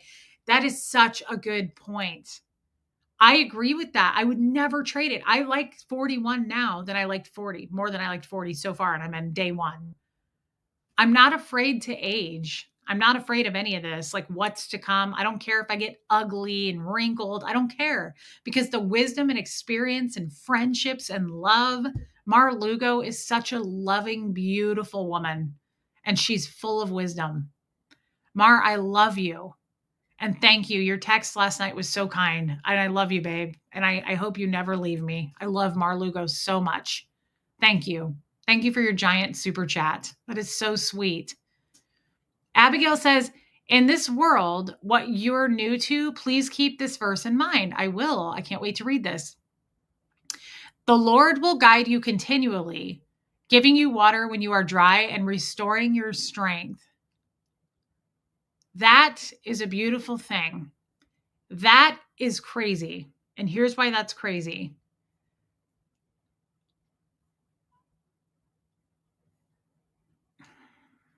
I talked to somebody once who was able to talk to Fred. This was a long time ago. It was after he had passed away. And the only reason I believe in people who can speak with, I think anybody actually could speak with someone who's passed. You just have to kind of open up to that. You have to be able to be very open to it because I've talked to Fred. I know I can. Now, I can't talk to other people, right? I feel like other people have passed through me before and said things, but I don't claim that I can do that because I can't. But I talked to somebody once right after Fred died. She'd never met Fred. Keep this in mind. She had never met Fred, never knew him. This person lived in a totally different state. I was on the phone with her. She said to me, one of the things she said was, he's really so much happier now because he can actually watch over you at this point. He was too old in his body to be able to be with you at all times. And now he can be with you everywhere you go. And it's a weight, it's a load off for him. Like he's not sad, he's not missing you. He's so happy that now he's free out of that body to be able to be with you. And she said, this is what he's saying to me. You are like a plant and he can water you now. So what you just posted is crazy. And I never forgot it. And here's how I know There's something crazy to this story. This is why I believe that this woman talked to Fred. She said, this is absolutely insane, okay? I don't know that I've ever shared this. Every month or so, my mom loved Fred, okay? Loved Fred. And hey, time arc, Fred would stay home while I would go to work, of course, and she would mail him popcorn tins. He loved popcorn. And he'd sit there all day and watch Wheel of Fortune and eat the popcorn. And she just loved sending him popcorn tins. After he died, this woman I'm on the phone with never met Fred, had never met him. She tells me that. She says, this is from him. You are like a plant that he can now water. And it was the most beautiful thing I'd ever heard. So, Abigail, thank you for saying that. Thank you for your super chat. I will keep that one close to me. The Lord will guide you continually, giving you water when you are dry and restoring your strength. That is beautiful, Abigail. That's very meaningful. Here's what she said about Fred. And this is how I knew. I knew that she had talked to him. She goes, he just said one thing to me, and she goes, I have no idea what this means. And I said, okay. Hey, Brian Webb. She goes, he said that he misses one thing on earth besides you, like the actual, but otherwise he loves being out of the body, right? He's happy to be in a better place.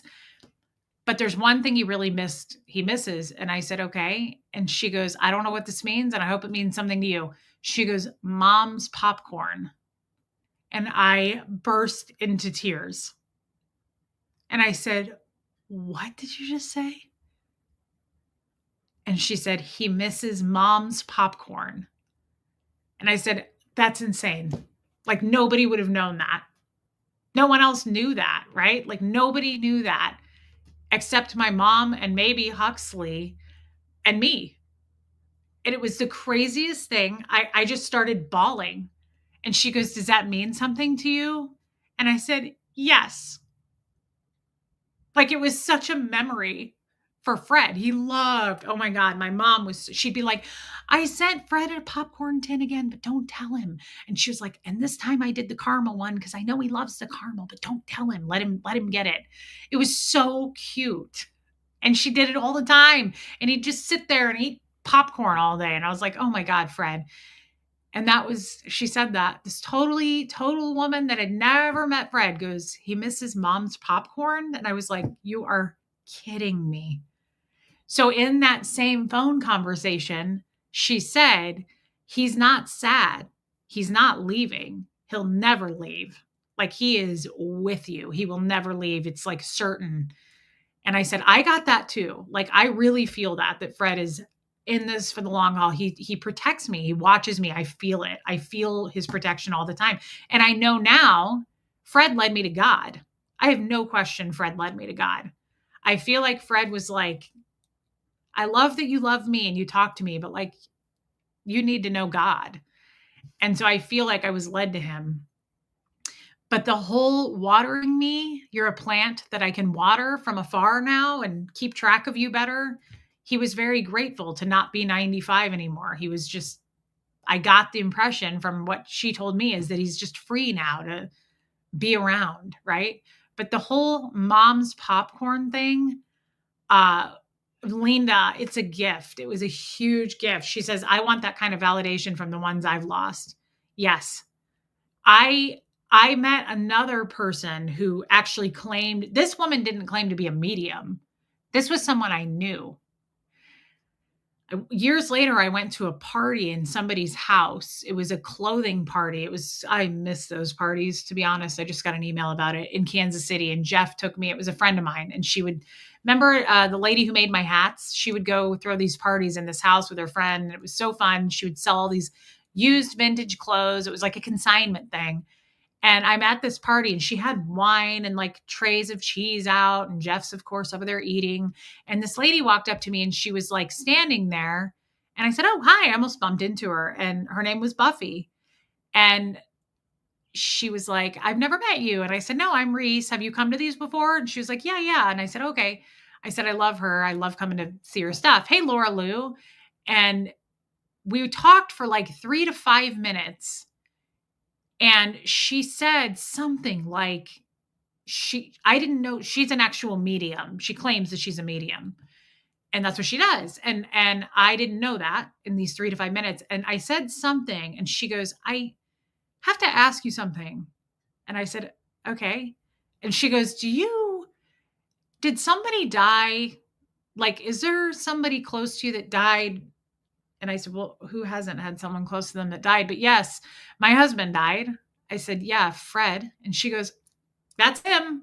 She goes, "Okay." She goes, "There's like somebody right by you." Like, and she goes, "It's like this force of like he is there, man." She goes, "Whoever this person," she goes, "Is that you who it is?" I said, "Oh yeah." I was like, "Fred is right, always with me. Like I feel him all the time." She goes, "Yeah, hey, Carrie Ann." She was like, "He is right there." She was like, "And I just kind of want to pass on that, like, he wants you to know it, that he's not going anywhere, in case you were wondering." And I said, "No, I'm not wondering. I feel him very strongly." And she was like, "It's incredible." She said, "He is like glued, like right with you." And I said, "I know he does that. Yes.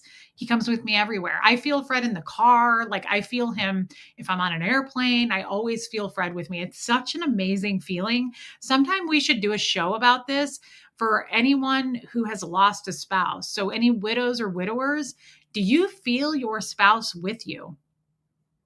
I'd like to know the answer to that with Tony's Hooter. I don't want to like pry with people, but I'm curious about, sorry, Kestrel, I'm curious about that because I also believe we lose people, spouses, mothers, fathers, children, and I don't know what happens, but I don't think they always stick around either, right? Like, "Oh, I love that, Jenny." I don't think it's a given that they're going to be with you at all times. I don't feel that. I don't know that. But I wonder, I would love to talk to a medium. It would be really cool to talk to a medium on our show. That would be amazing. The energy lives on for sure. I think Kim is blue. Like, I don't think when people die, they're ever gone. I don't think people are gone. Um, I had a moment like this, says Timark. I just started crying when it happened. Isn't it incredible? You know, it's like a thing. You just know. I just know. No one has to tell me ever. Fred is with you. I'm like, "Oh, I know." Like I love hearing it, but I'm like, I don't need to be told. I know it. I know it to be very true. Thank you so much, LaChusa Love. That is really nice. Happy belated birthday. Thank you. That's really kind. Thank you. Joy Forbes, you've had some really strong dreams. Well, Fred visits me in my dreams a few times a year. I have not seen Tyler Henry's videos. I love that, Kestrel. Energy is neither created nor destroyed. I believe that. It just changes forms. Our spirits are separate from our bodies and hold our energy. I totally believe that. Scientology off the table. Like LRH says that you are not your body. I believe that. I know I'm not my body. I know that I have I'm separate from my body. I don't know what happens after that, right? Brian Webb, spirituality is a component of human existence, and a medium is just super in touch with this part of their and the spiritual world that is just beyond ours. I agree so much. I love that, Topsy. I do too. Well, do you guys remember last week when Finn passed away and Fred came to me? I cannot stop thinking about it. He came to me in a dream and it was that fast. It happened in seconds. I was blacked out, dead. I thought I was drugged when I went to bed. Remember I told you that night? I said it out loud. I was like, "I feel drugged." I was so tired. I went to bed, and sometime in the night, Fred's head popped into my head, and he looked right at me, and he just said 3 words. That was it. He said, "He made it," and he was gone. And I was like, "Fred, thank you so much." I was so worried about it. And when he was actively dying, I was on my knees. I was bawling and I was like, "Fred, please meet him there.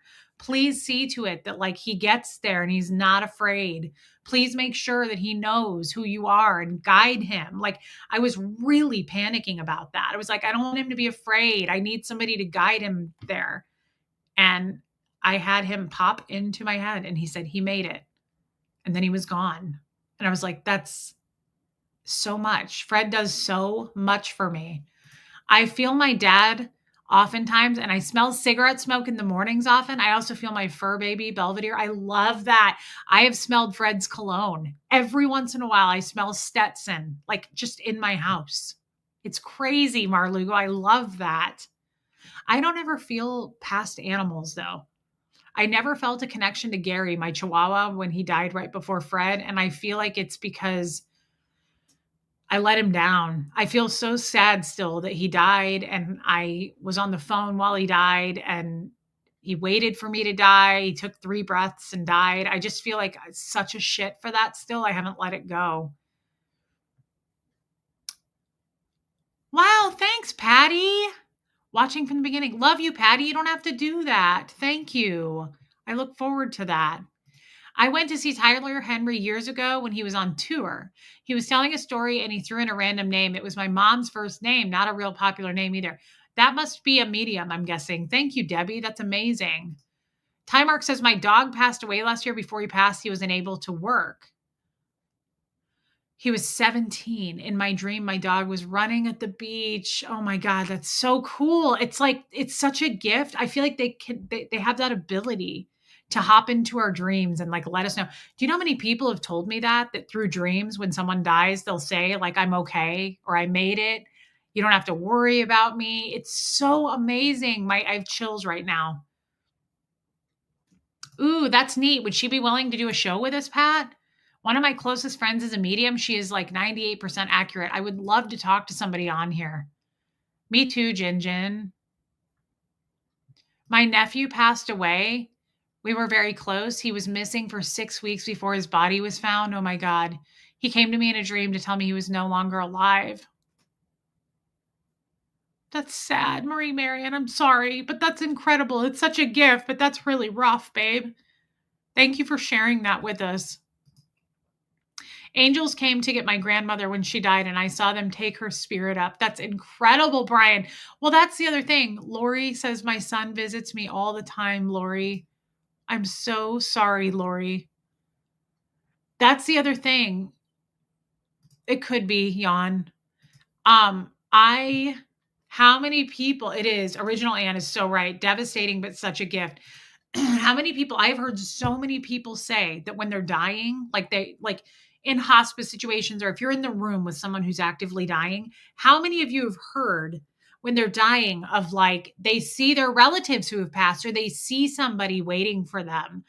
That is so incredible. And I have heard that over and over from people that like when they're actively dying, they see someone. I hope that happens to me. I hope that happens to all of us. I do not fear death because I think it's such a beautiful thing. I think it could be an awakening to something new. I'm actually kind of excited for like, is it the beginning of the end? Is it the end of the beginning? What is it? Like, yes, Brian Webb, I'm very curious about it.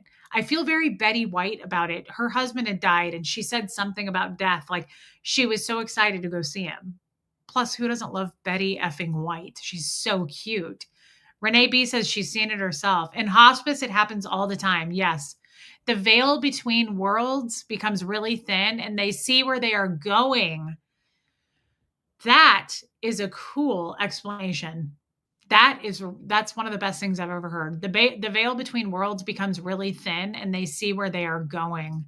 That's amazing. And I love Liz Trick's older people. When I worked in senior living, every one of them was at peace about it. Like Fred, whenever he'd talk about death, I'd start bawling. And I'd be like, I don't want to talk about this, Fred. Like, don't do this. And he'd go, sweetheart, it's okay. And he would always say, when God calls my name out of a hat, I'm just going to go home to God's house. Like, I love how at peace, not all of them, but most older people are like, I'm ready to go. I'm okay. I've accepted it. Like, I'm ready to go be with my husband or my wife or whatever it is. It's such a peaceful thing. Ooh, I like that. In Germany, there's still a tradition of opening the window so the soul can leave freely. That's beautiful. Wow. As a nurse, says Mar, I've experienced patients talk to their loved ones over my shoulder. Oh, I love that. It's such a out of this reality thing that like I feel like it's just a glimpse of a gift of what we get to see. I believe too, and this is just me, but like maybe we're not here to understand or see it all yet. But that's what I mean. When we cross over, maybe there's like this whole new existence that we're going to, that's the message I got from this woman who said that to Fred. Like, he's not sad. He doesn't even really miss you. He's right here. He's just not physically there. But like, he is so happy to be able to watch you and be out of that body that he couldn't run around in. Like, it's okay. Like, I think it's probably such a weight off. My father told my mom that her brother was in the room with them and he was there to take him to heaven. Oh my God. That's incredible.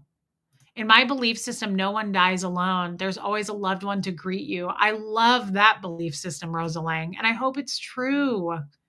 Yeah, Joanne Holly. A lot of people have heard that. I was shown heaven in my dreams. God spoke to me. It was beautiful. Joel Sachs, that is so special. Wow. Thank you, Abigail. I look forward to that. Have fun in Madison, Brian Webb. I believe the veil between worlds is thin at the beginning too. My babies have had the biggest smiles while looking right past me. I always wonder who they saw. That's cool, Rachel. I know. I don't think it's scary. I just don't. I'm not afraid of death. I never have been. I think it, Pat Jonas, if you would, I'm sure the crowd would really enjoy it too. It would be amazing. And if she, whatever she charges, I mean, if it's not like some crazy amount, I'd be happy to pay for it. I just think it would be neat to live stream that. I mean, I don't know about you guys. Put a 1 in the chat if you would like to have a medium on the show and be able to talk and tell us his or her experiences. Yeah, Mar Lugo, really good stories. I bet you do, Jenny Sorensen. Okay. And no pressure, Pat Jonas. I'm just asking. Like, some people aren't comfortable on camera, shit like that. Don't worry about it.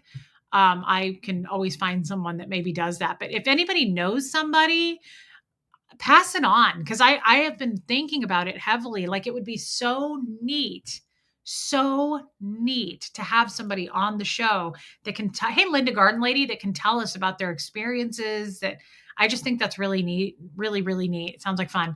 And Armeni says in 97, Rafi nearly died after a very unsuccessful transplant. And he felt his soul leaving his body and saw his body from above. And he said he was so in peace. That's incredible.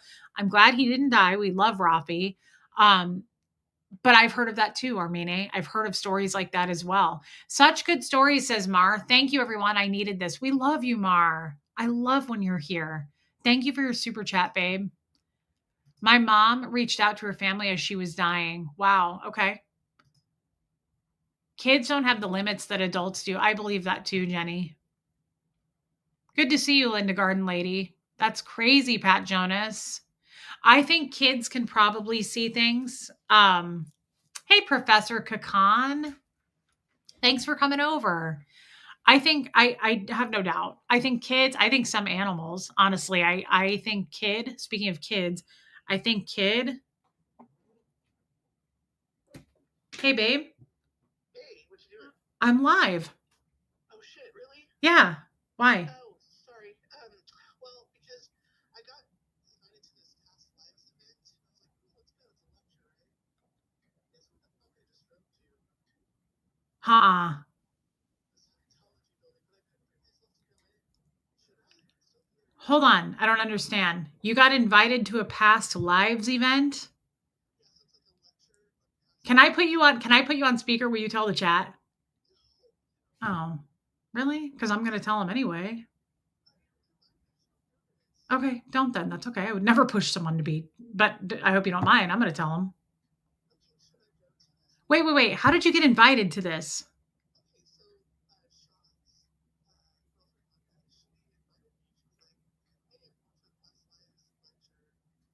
The fuck?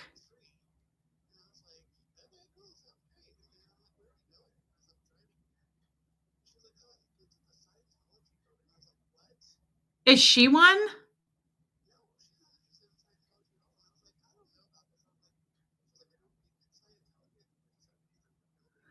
Bullshit. No. Wait. Which building is it? Is it the one on Grand? Okay. You can't use the Scientology building for anything but Scientology. That's crazy.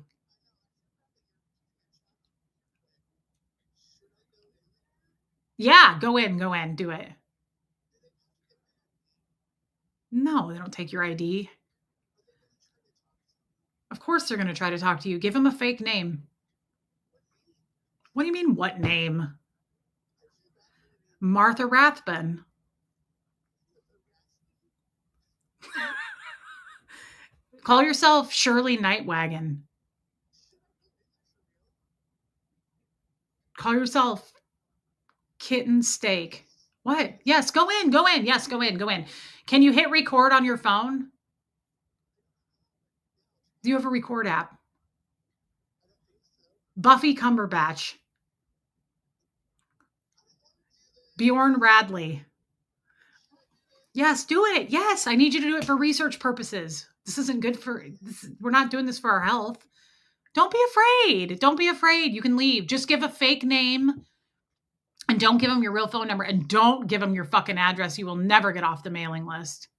Why are you scared? You're not going to get abducted. This is America. What are you doing? You're 45 years old. Get your shit together. You're to the door now? Okay, call us back. God dang. Okay, that's crazy. We had to take that. You guys. Okay, that was Michelle. She probably didn't want to be outed, but that's just the way the world works. So somebody invited her to a past lives seminar to a this is crazy. To a past lives event, to a past lives thing, and she was like, "Yeah, I want to go." And they gave her the address and it's the Church of Scientology building and she's like, would they rent it out for something else? And I was like, no, they wouldn't rent that shit out. And so she's all scared. She's known me my whole life. She's scared. This is ridiculous. What kind of a friend? She's scared to go in. I could hear her. She doesn't care. She just didn't want to be like, she goes, I'm scared. I don't want to be on there. I don't know what. She's calling us again. Hold on, guys. Research purposes. Tell us what happened. Was Dan O'Connor there? No, I'm confused though because when you walked in, well, before I even got in, they're like, "What's your name?" And I was like, "Ashley." I don't know. I walked in. There's a whole table full of uniforms, and Ashley was one of the people. Oh my God. What's your name? And I was like, I think I'm in the wrong place, and I just walked out. I can't do it. Get back in there. You got to get back in the game. I can't. Fine. Boy, oh boy. I thought between the two of us, you had way more of a spine. I thought I was the jellyfish. That's a shame. It would have been cool for you to go do it and then come on our stream. It would have been cool for me to send you a link and we could just stream it live. I don't know why you couldn't be just Ashley. Ashley's very believable. It wouldn't actually be Ted.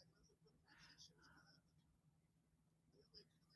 Then there's two Ashleys. Who gives a shit? Be like, you guys made a mistake. It's not like the Ashleys. I'm glad you gave that kind of a name, by the way. If you would have said something like Peregrine, they'd have been like, what? How are there two of you? They gave her like names and then had to write out a highlighter and shit. I was like, That's terrifying. The Church of Scientology's upped their game. I didn't know that. I've never heard of that in my life. that's why I was like, "Yep, I'm not gonna do this." Oh, well, that sucks. Well, we'll get someone next time. You did your best, champ. Sorry, I did. I tried. I went back in there and You tried, sport. That's all we can ask of you. What's happening? Are they trying to steal you? Put your arms in the air. Huh? Oh, it's connecting to her Bluetooth. Sweet Jesus, you sounded terrified. All right, then. You're shaking. They're just Scientologists. They don't bite. They're just sharks. She said they have lists and highlighters. All right, that is serious. Lists and highlighters is frightening. I would, my butthole would have puckered as well. All right, well, you braved it out there. We're proud of you. That's the craziest shit in the world. That's so weird that you called while I was live and this happened, but you did your best. Don't get abducted. All right. Get out there and be somebody. Love you. Bye. They had lists and highlighters. Okay, so she walked in. Close call. She walked in and she said there was a bunch of people at a table and they said, "What's your name?" And they had a clipboard and she said, "Ashley." And they had on this table a whole bunch of name tags, and she said there was an Ashley, and she freaked out because there was an Ashley, and they went to hand her the name tag, and they asked her for her address, and she said, "Actually, I think I'm in the wrong place." And she turned around and ran out. She freaked out because they do bite. Yes, she freaked out because there was an Ashley name tag. I would have been like all confident. I've been like, yes, that's my name. There I am. But she said, she goes, what happens when the real Ashley comes in? And I said, what do you think? You just say you guys fucked up. There's two of us. Like I said, how often are there going to be two Ashleys in a room? I mean, sure, it's an 80s name, and I guess she was born in the 70s. But it would have, I mean, it adds up. Nobody would have questioned that shit. I don't know. Honestly, she's become weak in her old age. She's 46, I don't know why she's so old, but she used to be she had all this gusto.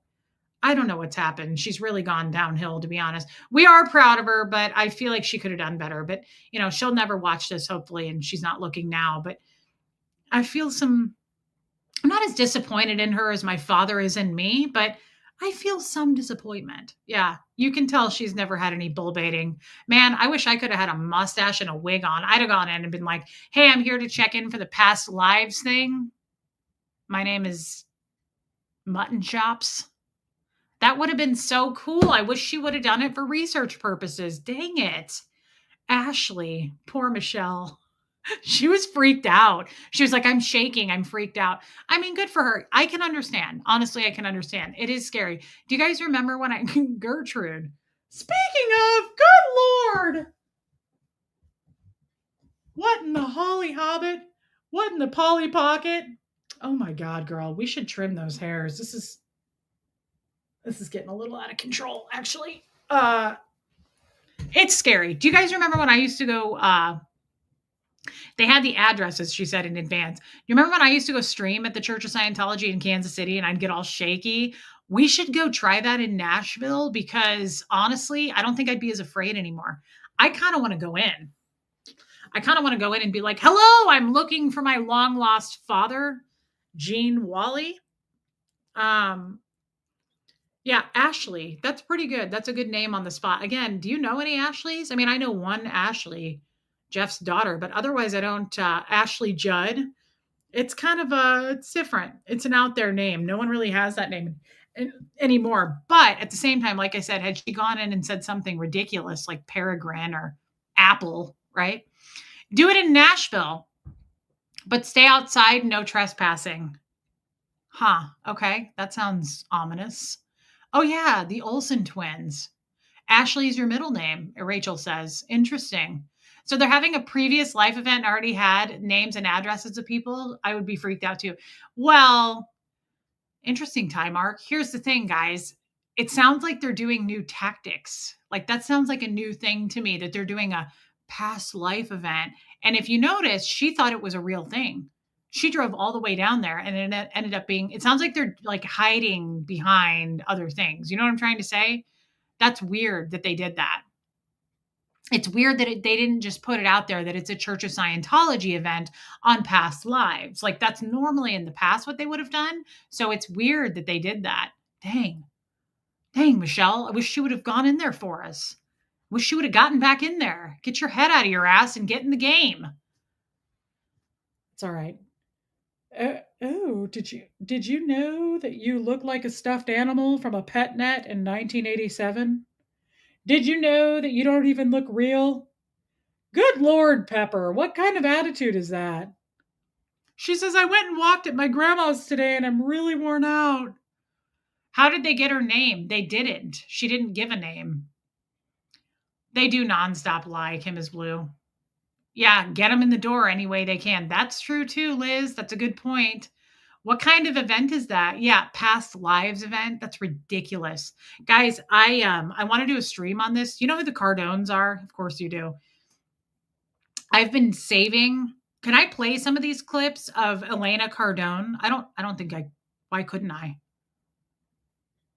Did she say it here? She uses the word bull bait. This is crazy. I'm going to set you back over here now. Is that okay with you? All right. We'll see you in a minute, Lucinda.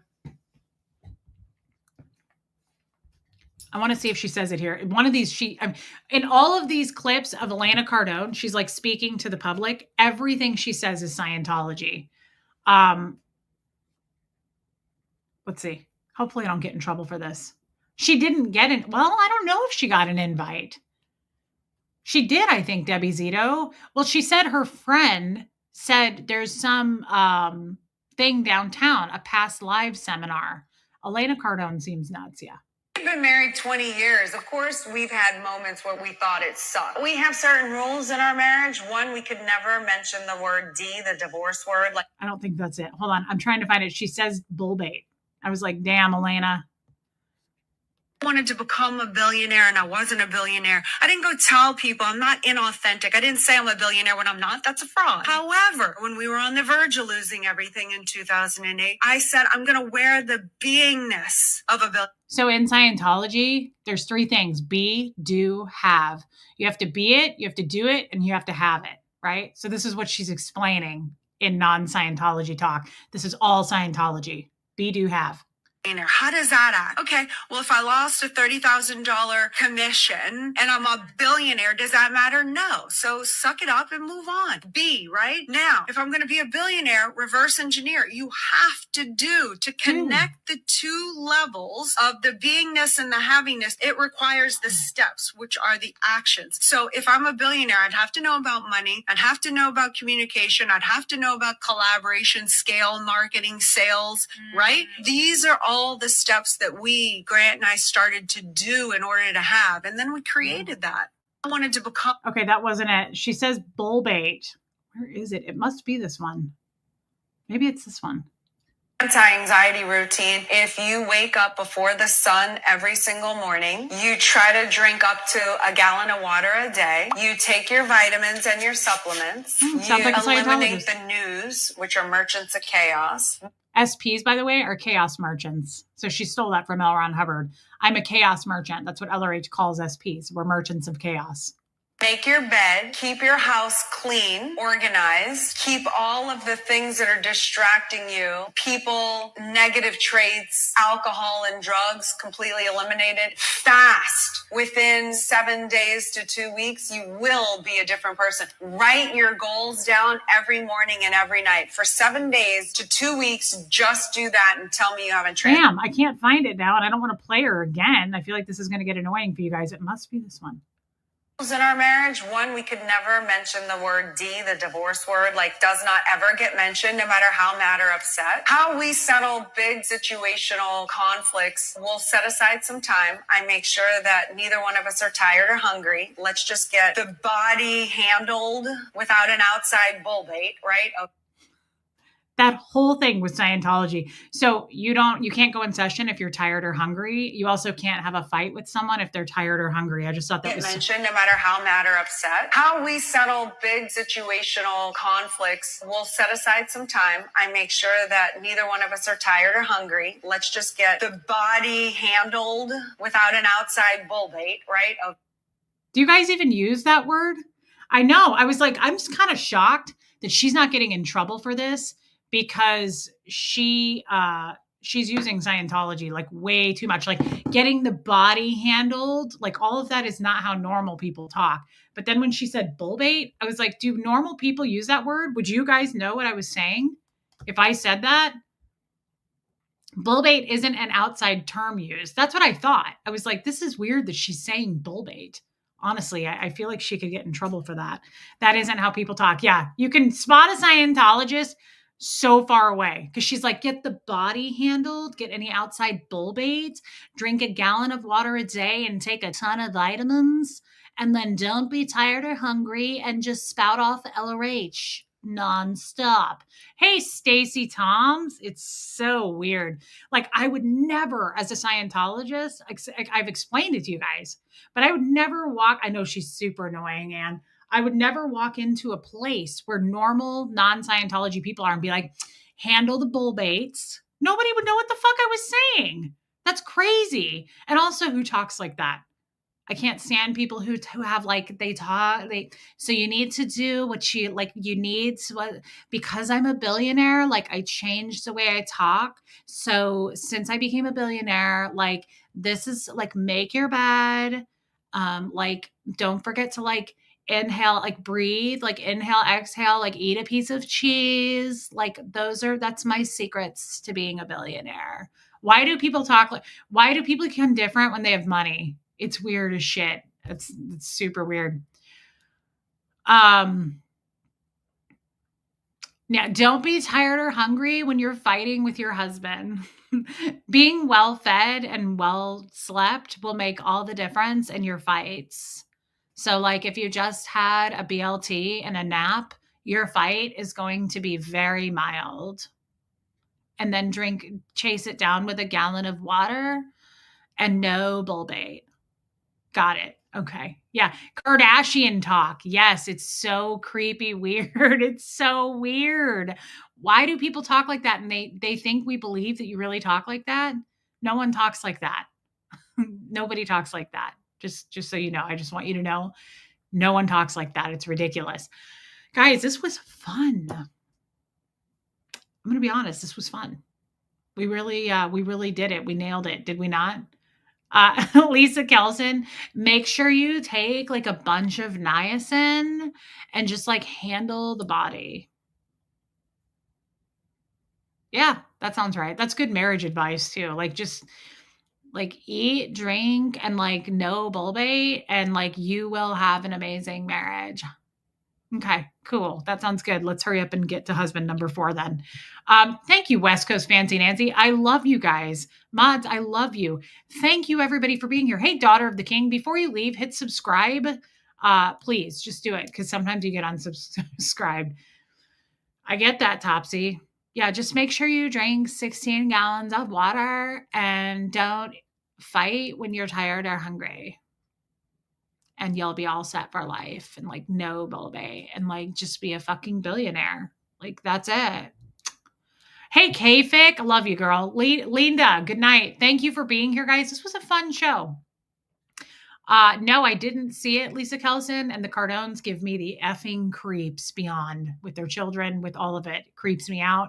But we should play more clips because that's kind of fun. I could totally, like, we could remove my whole picture here and I could just become like Elena Cardone.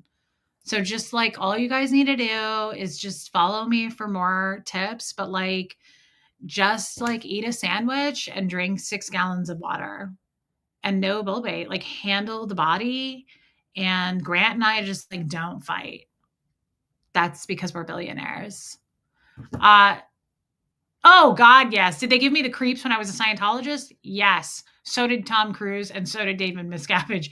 That feeling doesn't go away. That feeling that makes your beehole clench up like a dolphin's butthole, watertight. Yeah, that happened in Scientology too. Hey, Don Clark. I love you guys. Hit subscribe. What's tomorrow? Thursday?